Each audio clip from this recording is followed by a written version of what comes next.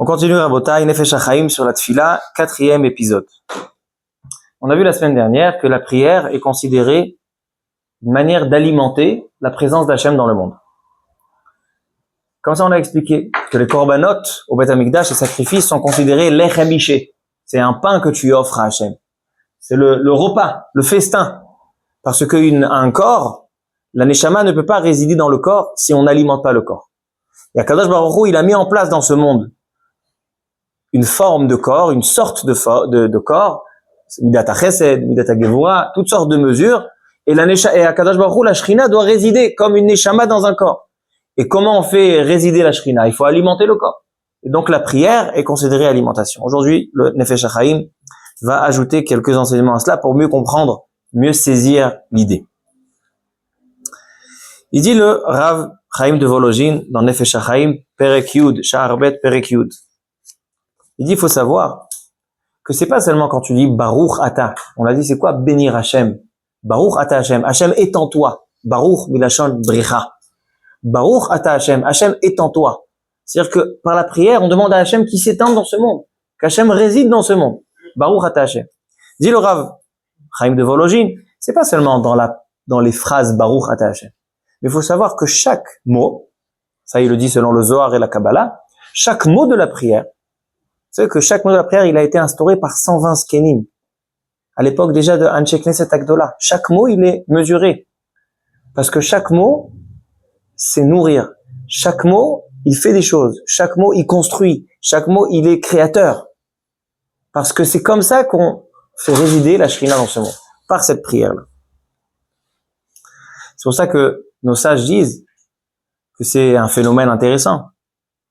Tous les Imaot, Akdoshot, toutes nos mères, Sarah, Rivka, Rachel, Léa, étaient toutes stériles, Akarot. Pourquoi Hachem, il fait souffrir les Avot Akdoshim? Au contraire, il devrait les combler de bracha, de bénédiction, combler d'enfants. Pourquoi il les fait souffrir comme ça, Sarah et Menou, jusqu'à 90 ans? Et toutes les Imaot étaient Akarot. Dit le Midrash, bien connu, chez Akadosh Baruch Hu mit'avel et tfilatam shel tzadikim. C'est pourquoi il a fait? Akadosh Baruch Hu. Il désire, il envie la tfila des tzadikim. C'est un peu fort, quoi. Parce qu'il a envie d'écouter leurs prières. De toute façon, il priait. Parce qu'il a envie d'écouter une prière du fond du cœur, alors il les fait souffrir.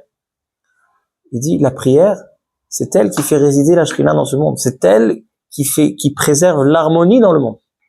Et donc, on est obligé d'avoir une prière du tonnerre des tzadikim. Et pour assurer une prière du tonnerre des tzadikim, il faut leur enlever quelque chose. Il faut leur prendre quelque chose qui est très cher. Tous les imaot étaient akarot, étaient stériles. Continue le Rav Chaim de Volojin. A priori, si vraiment la prière, c'est juste pour Hachem, pour faire résider la Shrina, alors pourquoi toute la prière, on demande des choses pour nous? On demande refoua, guérison, on demande parnassa, on demande des juges. Pourquoi? Et non seulement ça, demande au Rav Chaim de Volojin, a priori, la prière, c'est une kfira, c'est une mécréance. Pourquoi? Pourquoi Hachem, il envoie des maladies? La Gemara dit, en isurim belo avon. Tu n'as pas de souffrance si tu n'as pas mérité dans le sens où tu n'as pas fait une faute et on doit te recadrer.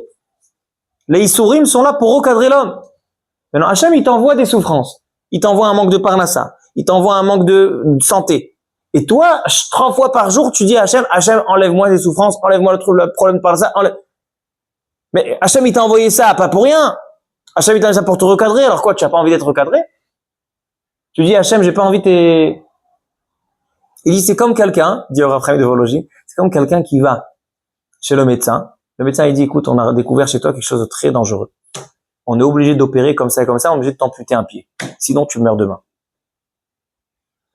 Bon, pas le choix.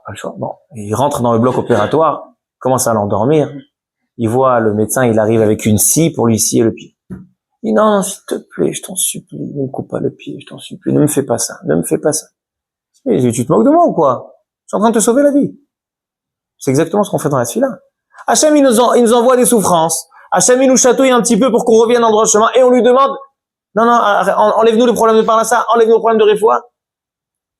Il dit, le Rav Chaim de Volozhin, quand on fait une fila, c'est pas pour nous. On demande pas une bonne santé pour nous qu'on ait une bonne santé. On demande une bonne santé parce que Hachem, c'est un chilul Hachem que tes enfants souffrent. Pour toi, Hachem.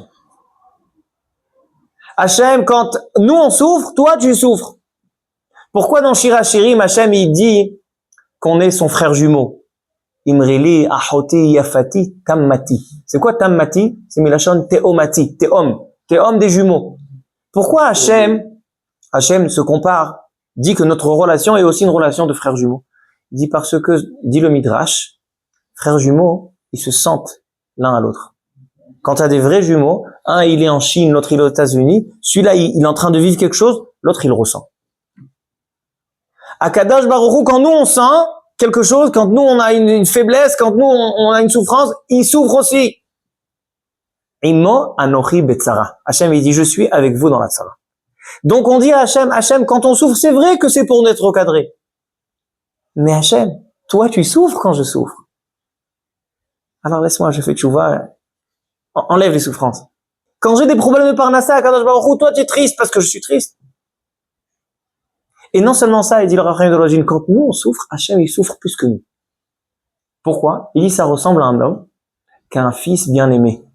Il a un Ben Yakir, un fils qu'il adore. Et ce fils, il a acheté une moto. Il a commencé à boire de l'alcool. Et vous savez, la recette alcool-moto, ça veut dire quoi? Accident grave. Il a fait un accident grave, il a perdu connaissance, il a cassé la colonne vertébrale. Il n'était pas censé vivre. À ce moment-là, qui c'est qui a plus mal? Le fils ou le père? Le fils, il a perdu connaissance. Il sent rien. Et il voit les étoiles. Qui c'est qui a l'impression d'avoir un couteau planté dans le cœur? C'est le père. Ok, il arrive vite à l'hôpital avec sa femme, etc. Qu'est-ce qu'on fait avec cet enfant? Et là, doucement, il lui donne des médicaments, il lui donne des choses, ils lui font des opérations.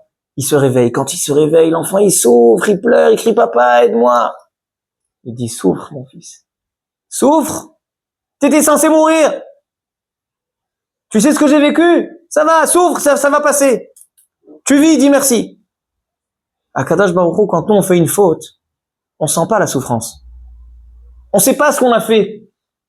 On connaît pas la gravité de nos actes. Hachem, il pleure. Après, quand on commence à se réveiller, quand on commence à reprendre connaissance après nos mauvaises actions, ça commence à nous faire mal. Un problème par là, ça, en vrai. Mais Hachem, il dit, souffrez. J'ai souffert plus que vous. Mais quand même, dans la tefila, il dit, quand l'enfant, il souffre, le père, il souffre aussi. Alors Hachem, pour toi, épargne-nous des souffrances. Et on termine avec un dernier point. C'est ça, c'est ça l'idée de Uleovdo bechol nafshechem. Vous vous rappelez? Au début de la série, on a dit qu'on doit expliquer le pasouk de la tefila. Le pasouk qui nous décrit la mitzvah de la tefila, c'est Uleovdo bechol levavchem ou bechol nafshechem. Bechol levavchem, j'ai compris comment on sert Hachem de tout notre cœur. La tefila, on aspire à Hachem, toutes nos volontés, c'est pour lui, ok. Mais comment on peut faire la tefila bechol nafshechem avec toute notre vie? Il dit, il faut que tu saches que quand tu fais la tefila, tu ne parles pas pour toi. Toi, tu t'es mis à l'écart. Tes souffrances, tu les as mis à l'écart. Ton âme, c'est pour Hachem. C'est exactement le sens du korban.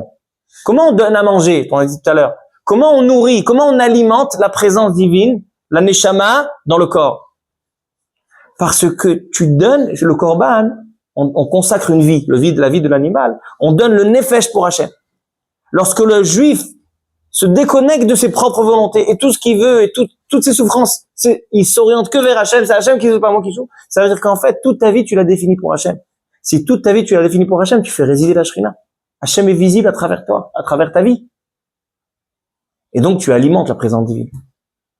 La tefila, c'est un korban. La tefila, elle est à la place du korban. Quand je fais la tefila, je donne mon âme à Hachem, bechol nafshechem. Parce que je souhaite dire à Hachem, écoute, on ne veut pas vivre pour nous. On veut vivre pour toi. Et si on veut vivre pour toi, donc on te rend présent dans ce monde. On continuera la semaine prochaine. Baruch Adonai le'olam, amen.